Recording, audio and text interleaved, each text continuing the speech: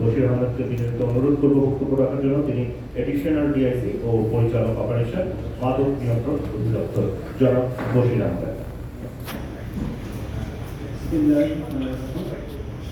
আজকের মাদক দ্রব্যের অপব্যবহার অবৈধ পাচার বিরোধী আন্তর্জাতিক দিবস আজকে 26 জুন 2025 সাল। আজকে এই আলোচনা সভায় উপস্থিত আছেন আমাদের সকলের শ্রদ্ধেয় শফিক রহমান স্যার।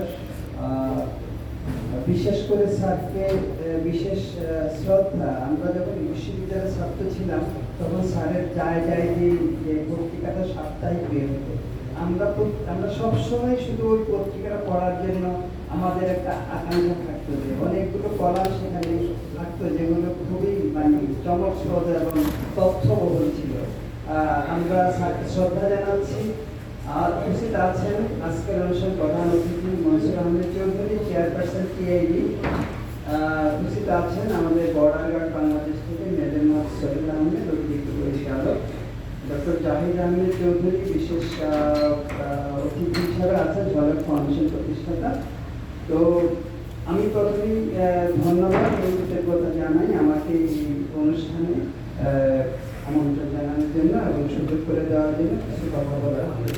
আপনারা জানেন যে মাদক আমাদের সমাজের জন্য একটা মিনেস। এর চেয়ে ভয়াবহ যে দুর্বিষহ যে বিষয় এর বলার কিছু নেই। এটা আমাদের যুব সমাজকে ধ্বংস করে দিচ্ছে। আমরা বাংলাদেশের যে সমস্ত অর্গানাইজেশন আছে মাদককে নিয়ন্ত্রণের জন্য, তার মধ্যে মাদকদ্রব্য নিয়ন্ত্রণ অধিদপ্তর গুরুত্বপূর্ণ ভূমিকা পালন করছে।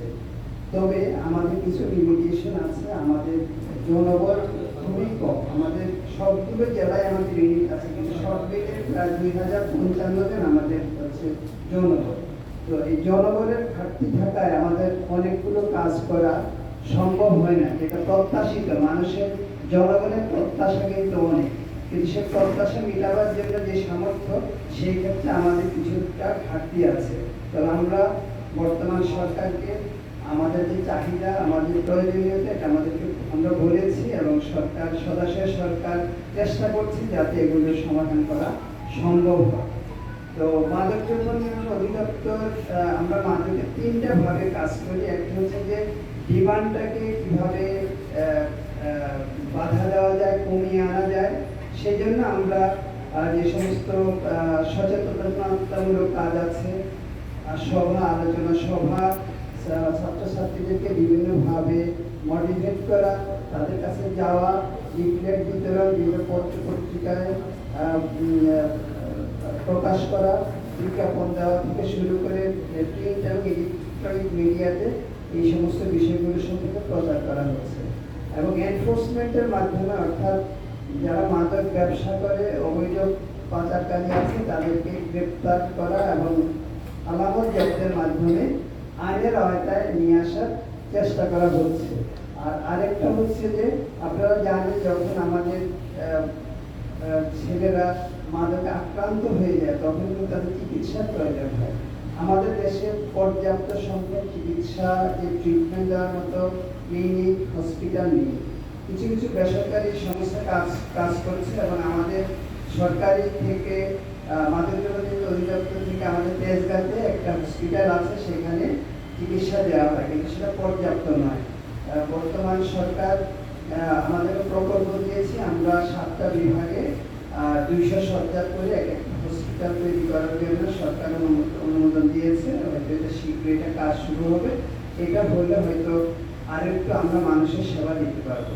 তো একইভাবে আমরা যারা বেসরকারি সংস্থা আছে তাদেরকে আহ্বান জানাবো, যদি এই ক্ষেত্রে এগিয়ে আসে তাহলে হয়তো মানুষের আরো সেবা দেওয়া সম্ভব হবে, সবাইকে দিক দিয়ে এগিয়ে আসতে হবে। তো সর্বোপরি যেটা বলবো যে এটা একটা মাদক, আমাদের মাদক ভয়াল ভাবা, এটা থেকে রক্ষা করার জন্য, আমাদের যুব সমাজকে রক্ষার জন্য আমাদের প্রত্যেকটা সমাজে যতগুলো শ্রেণী আছে তাদেরকে সবাইকে সচেতন হতে হবে, সম্মিলিতভাবে কাজ করতে হবে। এবং আমরা যারা আইন শৃঙ্খলা রক্ষাকারী বাহিনী আছি, যারা কাজ করছি, তারা আরো আমরা আন্তরিকভাবে কাজ করার জন্য আমরা চেষ্টা করব এবং সকলের সম্মিলিত প্রয়াসের মাধ্যমে আমরা এই যুব সমাজে ধ্বংস হয়ে যাচ্ছে যে মাদকের মাধ্যমে, তার থেকে আমরা এই দেশকে রক্ষা করতে পারবো এবং একটা সুন্দর যে গণতান্ত্রিক পরিবেশ তৈরির জন্য, একটা সুন্দর গণতান্ত্রিক দেশ গড়ার জন্য আজকের যে অঙ্গীকার, নতুন বাংলাদেশ গড়ার যে অঙ্গীকার, সেই অঙ্গীকার যেন আমরা সবাই পালন করতে পারি, আমরা সকলে মিলে চেষ্টা করবো। এবং আমি আমার সাংবাদিক ভাইদের কাছে আহ্বান জানাবো, তারাও যেন এই বিষয়ে আমাদের সহযোগিতা করে এবং এই বিষয়ে সবাই সক্রিয়ভাবে যেন সবাই কাজ করে। সবাইকে ধন্যবাদ।